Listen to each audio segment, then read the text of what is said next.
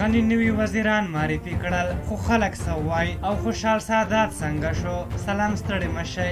نن د ولسمشر غني له لوري د دفاع وزارت، کورنیو چارو او کلیو پراختیا وزارتونو لپاره سرپرست وزیران معرفي شول.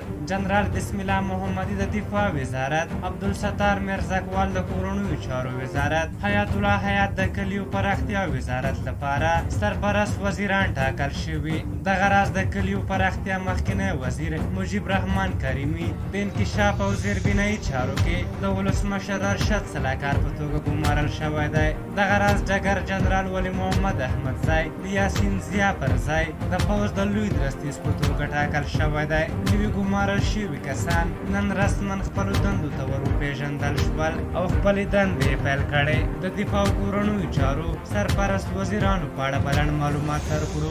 بسم الله محمدي او عبدالستار میرزکوال نوې څېرې نه دي، پخوا هم تجربه شوې او تقریبا ټول افغانان یې پېژني. بسم الله محمدي 1440 کال کې د کابل حربي پوهنځي کې پوځي زده کړې پای ته رسولې. نوموړی د هېواد په شمال کې له هغه کسانو یو و چې له طالبانو سره یې د دې ډلې د واکمنۍ پر مهال جګړه کوله او د طالبانو د حکومت له نسکورېدو وروسته 1480 کال کې د افغانستان لوی درستیز په توګه وګمارل شو. نوموړی له دې مخکې هم د کورنیو دفاع وزیر په توګه دنده ترسره کړې. عبدالستار میرزکوال له دې مخکې بیا د کونړ او د کندوز د والي په توګه دنده درلوده، خو ځینې خلک د دوی په ګمارنه خوښ نه دي او وړ کسان یې نه بولي او ګڼې نیوکې هم پرې لري. خو ځینو یې بیا هرکلی کړی، ځینې بیا په دې نیوکه لري چې یو څو نفر دې یوازې څوکۍ تغیرېږي، نن په یوه دنده وي او سبا په بله، او نورو کسانو ته چانس نه ورکول کیږي. په هر حال